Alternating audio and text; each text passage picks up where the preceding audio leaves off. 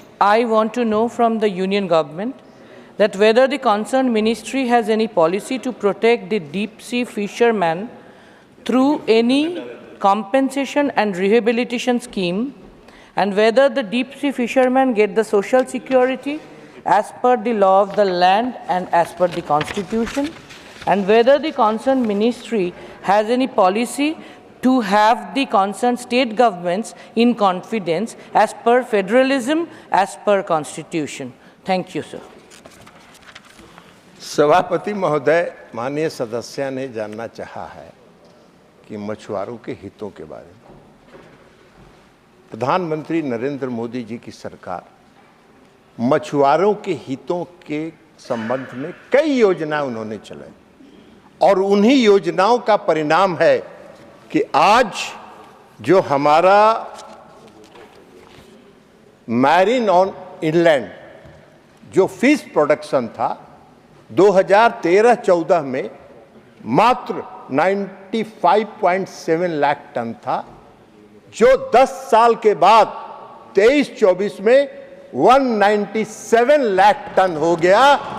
106.44% का ग्रोथ हुआ और इससे जो फिशरमैन्स हैं उनकी इकोनॉमी भी बढ़ी,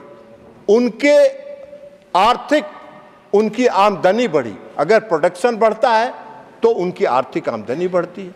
और ये हमने उतना ही नहीं, जो फिश प्रोडक्शन हुआ उसमें 2013-14 तक देश का मात्र 30,213 करोड़ रुपए का एक्सपोर्ट होता था, जो बढ़कर 23-24 में 62,408 करोड़ रुपए हो गया।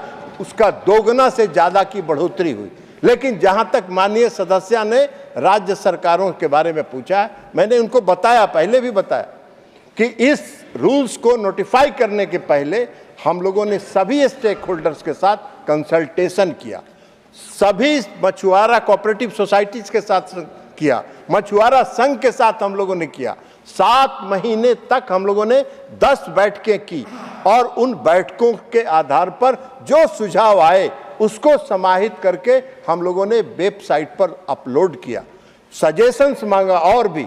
फिर कुछ राज्य सरकारों ने 15 दिन के बढ़ोतरी की मांग की, उसको भी हम लोगों ने बढ़ोतरी दिया और उस बढ़ोतरी के बाद जो अंतिम रूप से आया उसको समाहित करके हम लोगों ने किया। जहां तक बंगाल की बात है, हम इनको बता दें कि जो प्रधानमंत्री नरेंद्र मोदी जी ने जो प्रधानमंत्री मत्स्य संपदा योजना प्रारंभ किया, आपकी राज्य सरकार ने 2 वर्षों तक उसको स्वीकार नहीं किया था। यही आपका काम है। आप खुद मछुआरा, आपकी राज्य सरकार को सलाह दीजिए कि मछुआरों के साथ वो उनके हितों के साथ समझौता नहीं करे।